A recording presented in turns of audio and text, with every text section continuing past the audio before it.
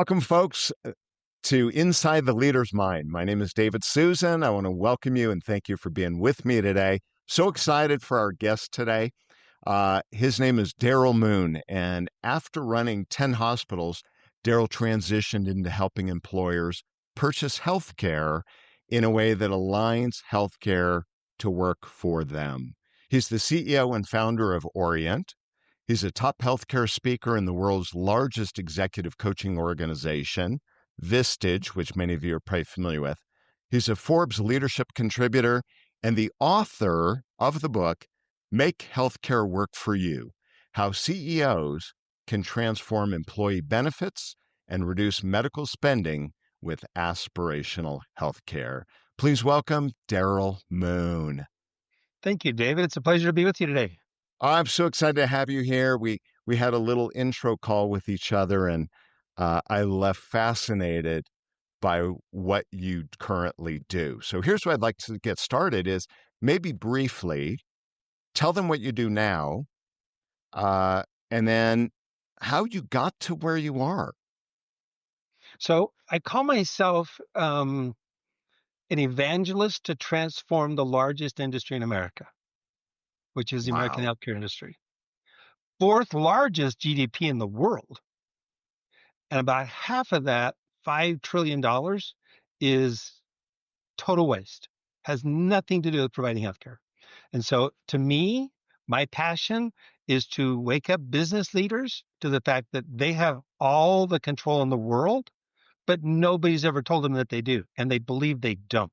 So what I do is help wake up CEOs to the fact that they can have health care for their employees at half the cost and a superior healthcare model, far better for their employees. It's just one of those things that people don't realize. And so I try to wake up business leaders to that fact and show them how to do it. Okay, sounds like a pipe dream. Like there's no way, right? People hear this and go, cut our cost No in way. half. That's crazy. I want to dig into that in a moment, but tell me a little bit about how you got to where you are today and why you do what you do today. So I started off with the dream of being a hospital administrator. And I got incredibly lucky at an incredible young age to be running a hospital. And then we bought another hospital. And then I opened up another hospital. Within a very short number of years, I had run 10 different hospitals as either the CEO, CFO, or COO. And here I am sitting at the top of the food chain of the largest industry in America. And I looked at healthcare through the eyes of Edwards Deming. Mhm. And I couldn't help but say, first of all, who's my customer? And if you really boil down the customer of this industry, it's business leaders who are willing to spend a lot of money to offer these incredible benefits to their employees, to attract and retain top talent. And I couldn't help but think that I don't work for my customer in any way, shape, or form. In fact, I literally get rewarded for scheming against business leaders every single day. And I couldn't help but think, why does this happen? Why is no one holding this industry accountable? How can the largest industry in this country go from being 8% of our GDP to now almost 20% of our GDP, while manufacturing has gone from 20% down to 8%? It's because the customer doesn't realize they have all the power to control this industry, and they let the industry basically take advantage of them. And if people say, well, that's incredibly a pipe dream, I'm like, no, actually it's not. I can show you many examples of how it can be far less expensive and far better. Okay, so here's what blows my mind. You're you're in this great leadership role, this great arena you're in, and that could have been I mean, excuse the term, cush job for the rest of It your was, life. I mean, yeah, there's power, there's authority, a lot of there's money. a lot of money. How, what is that motivate? And I know you kind of said it, but what is the motivation that in your head, and other people had to think you were crazy, that you go, you know what, I'm going to walk away from that and I'm going to focus here? How Yeah, did that I happen? could not see myself spending the next 30 years of my career being a part of the problem. It's like This is too big of a problem for me to just simply be a part of it. I've got to figure out how to jump out of the treatment side, get in front of business leaders, and show them how it's not that hard to align healthcare to work for them. It's just that nobody's ever given them permission to do it. They think it's this big black box. And yet the very principles to manage healthcare are the exact same principles to manage every other part of their business. That is a what we call a big audacious goal, right? Yeah. That is like who does that? I mean, that's crazy. So one question related to that, because I always like to look at, it's called Inside the Leader's Mind. And now we know you're crazy. No, I'm just kidding. Um, My wife would agree with you. but what can before we talk any kind of healthcare, what can a leader, CEO, aspiring leader, whatever, what can they learn from just that part of our conversation? Meaning the part of going, hey, here's what I'm doing, but I believe in this and I'm going to move in this direction. What is a teaching point or a learning point there, do you Well, think? I think the biggest aha is when I tell business leaders that healthcare has been hacked, and the very best healthcare system in the world that gets the highest level of population health improvement, highest level of customer satisfaction, highest level of international and national recognition only spends half as much as everybody else on healthcare in this country. And it's in a major organization with tens of thousands of population, and they've shown that healthcare can be incredibly better for the members and the providers, and it can cost half as much. And so it's like when you wake up a business leader to the fact that, oh, well, if that's possible, I want it. First you have to help them understand that the only healthcare system that has won the president's Malcolm Baldrige Award for quality twice is a healthcare system that can be mirrored. It can be it can be duplicated. It can be offered to your employees very simply, but it's all in how you manage the healthcare spend and how you spend your money. And so it's really just opening the business leaders' minds to the fact that they don't think they can control healthcare, and yet they have all the control in the world. So it sounds like first step there is to this change, any kind of change. And I don't want to put words in your mouth, but if I paraphrase it, awareness. Yeah, just be Like aware that just it's possible.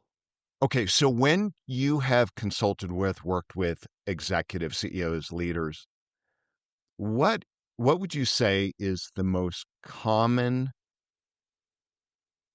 denominator, common element of the ones that get it and that actually take action? What is the most common element of those people as leaders? Well, I would, first of all, let me show you how simple it is to wake up a business leader to the fumble. And then I'll tell you what I think the element is to want to take and make a change. Love it.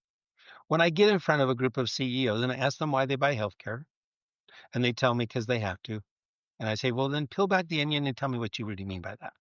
What do you really want? You're the one spending all the money. What is it you want? And they always tell me the same thing. I want loyalty. I want my employees, when they get up every day and have to make the decision to come to work for me, I want them to keep working for me. I want to attract and retain top talent. That's why I'm willing to spend it, because if I don't buy healthcare benefits, they're not going to come to me in the first place. And then I ask them if they believe that Peter Drucker was right. That which gets measured gets managed. And they say, well, of course. Do you have dashboards in your company on almost every element of operations? Absolutely. Sales up? Absolutely. Finances? Absolutely. Have you ever measured to see how well the second largest cost of doing business is working to give you what you want?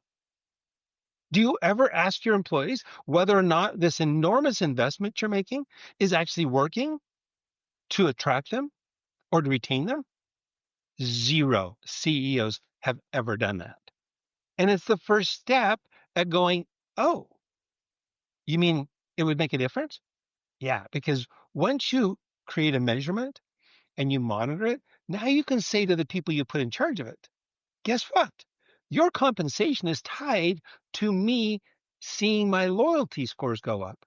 And then the most important thing is that broker consultant that HR manager's hiring to represent you as the company to the healthcare industry.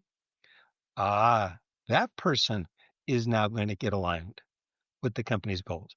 And their compensation is going to be based on those loyalty scores. And that makes all the difference in the world. When the person who's representing you to the industry, instead of working for the industry and financially being rewarded for a broken healthcare system, is now working for the employer, it makes all the difference in the world.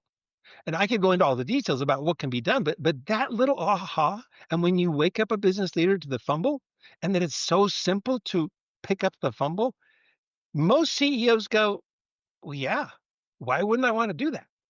If it's that simple, let's explore that more. I'm sure some take action and some don't. The ones that take action or the ones that don't, what's the difference? What do you see as why they take action? Because the There's numbers no are already question. there. Yeah, there's no question that the employer, the CEO who's got high levels of profitability and are focused on maintaining that scale, they don't care as much about the fact that they're wasting all that money on healthcare benefits. Now, tech is a good example. Manufacturing, that is not the case. Their margins are they're low. Right, They're right. spending a lot of money on all kinds of things. And it's like, hey, if I can save half of the money I'm spending on healthcare benefits, wow, what that could do to my bottom line. So it kind of depends on the level of like profitability of the company and the industry they're in. That makes the most difference, I think. And I'm also wondering if there's also, if it was presented and they understood opportunity cost too, because if we're saving that kind of money, what could we do with that? Could we provide better care? Could we upgrade systems? Could we be more, could we do that software upgrade we've been putting off? Like, Right. is it significant enough that they could reallocate and it's, Absolutely. Absolutely. And where I tell them to reallocate that savings first is building greater loyalty. hmm, And what do I mean by that? One of the things I love to do and is ask business leaders about what do you do to build loyalty? What is your strategy to build loyalty? And what builds loyalty within you? Well, what I almost always hear is when I know someone like a boss is more interested in my personal success than their business success, I'll do anything for that boss. And so imagine a company who offers their employees support in reaching their personal dreams. And I know one client of mine that will actually not only pay for a coach to support people in their personal dreams, like a trip to Hawaii, buying a new home, a new hobby, he actually incentivizes them to work with a dream coach to reach those dreams. And he will reimburse them up to $1,000 a year towards that dream, even if that dream is to create a competitive company against him. Imagine the level of loyalty that CEO builds within his company when they know he cares more about them and their personal success than he cares about his company's success. It comes back multiple times. And so, one of the things that I encourage employers to do, if you're going to save 50% on your healthcare spend, allocate a portion of it to really communicate to your employees that you really do care about them personally, because love that. nothing will create greater loyalty. I love that. So let me ask you, because you've been in leadership roles yourself, right? You work with executive leaders now, but when you were leading a team, what what was your greatest, if you look back, what was your greatest superpower of leadership? Um, well, first of all, I'm passionate about Deming. I think Deming is so right on. Define your customer, figure out what's going to delight, engage, inspire your customer, find the processes that you need to measure to monitor whether or not you're actually delighting the customer. What processes make the biggest impact in delighting the customer? And when And we talk then when you customer, take real quick, I want to clarify. When we talk customer in this context of leadership, we're talking the employees, or are we Actually, talking let me get to that in a the second customers? because Okay, good. there are four customers that I think any business needs to equally address. So the Perfect. last thing you need to do once you find variance in that measurement is get the people closer to the process to improve the process, to go back to delighting the customer. Most people think of their customers who buys their product or Right. who purchase for their service, but I'm a firm believer, and I think it's true that you have four very important customers that have to be balanced, and you have to treat each one as a customer, figuring out what's going to delight them, and then figure out the measurements that are going to impact that. One is the served. What is your company serving? Are you building cars for people to buy and drive? Are you offering a service, that supports people? What who's being served by your company? The second is who's serving? Who's the server? Your own employees are just as important a customer as the customers who buy your product. In fact, some of the best brands in the world, take Costco, for example, Mhm. have built their entire company on we're going to take care of our employees, and our employees are going to take care of our customers. So the served and the server are incredibly important. And then there's the sender.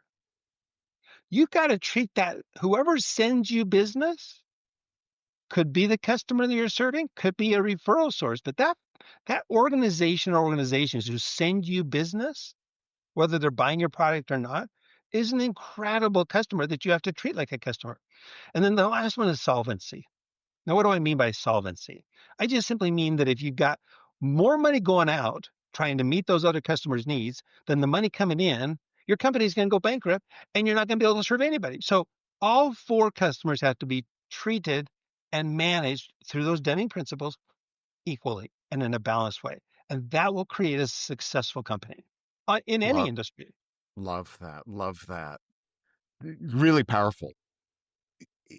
As you have worked with, been in the leadership, the roles you were in, work with, what advice would you give existing C-level, top-level people in any industry that that you've learned, and maybe that's just what you did, what you said to me, but what advice would you give them, like if they're listening to this, they hear this, and very next step to becoming even better?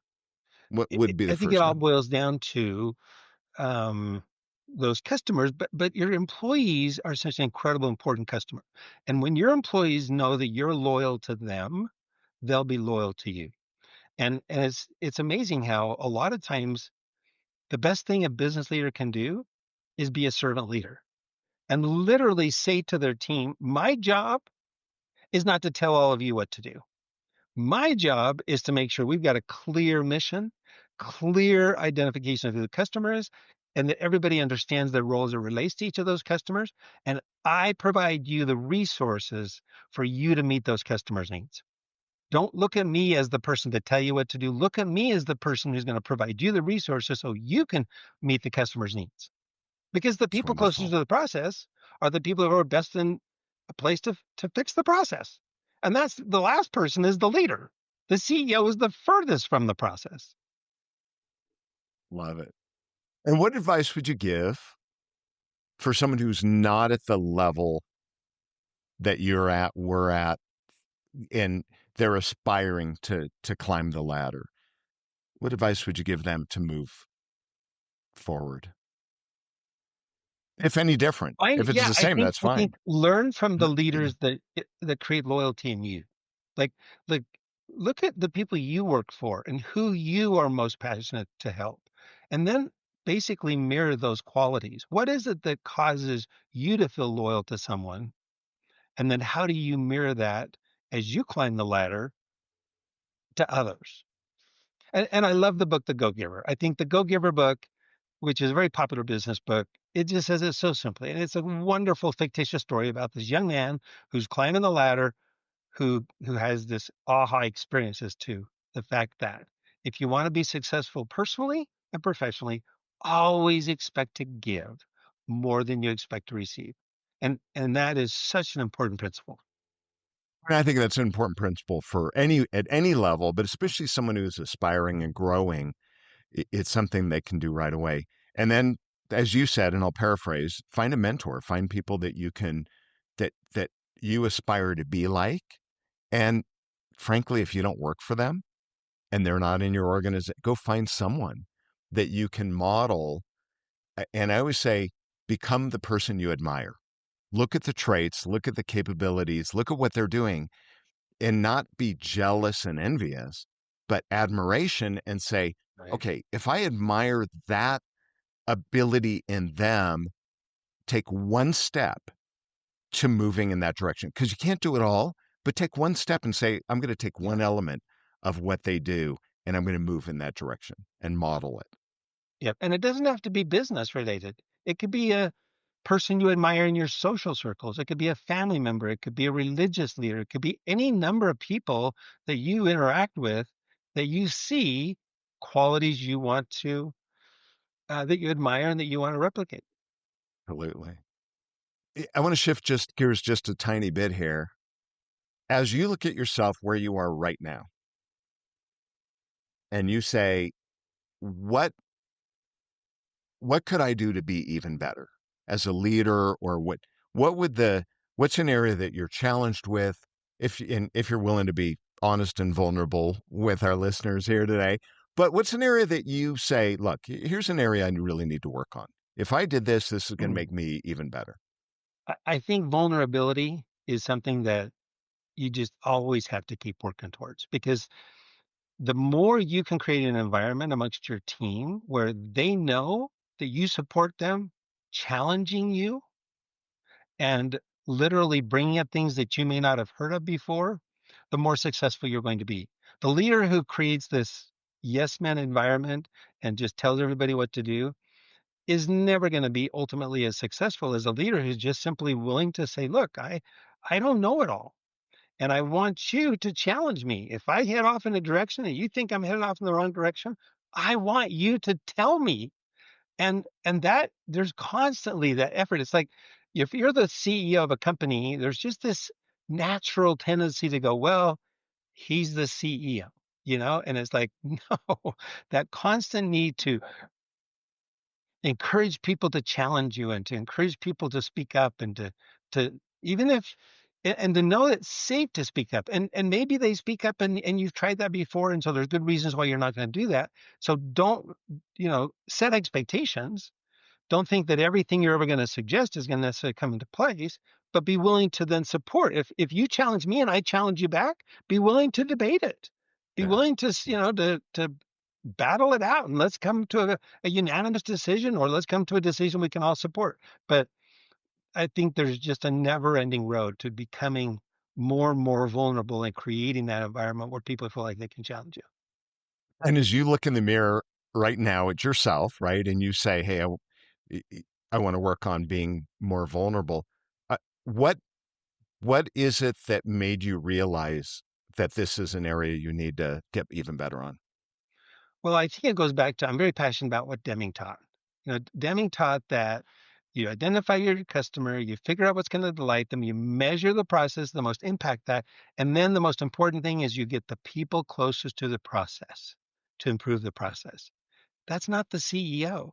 And it's that constant remembering that, from my perspective, I think I know what the answer is. And let me tell you what I think you should all do. But it's like holding back and saying, no, you're closest. You tell me what needs to be done and being willing to let the people close to the process to improve the process because they are the closest.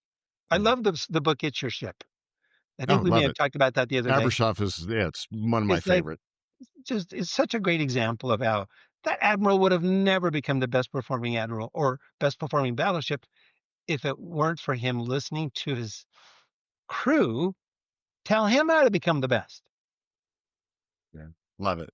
I want to ask one last question here. Um, and it's one of my favorite questions that I love to end with, and that is, what is a question that you wish people would ask you?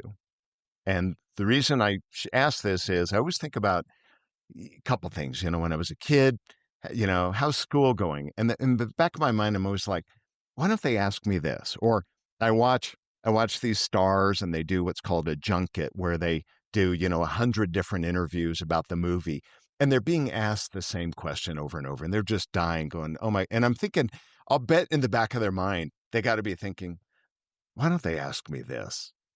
So the question is, what is the question you wish people would ask you? Not necessarily me, but what is the question you wish people would ask you Because because you care about answering it?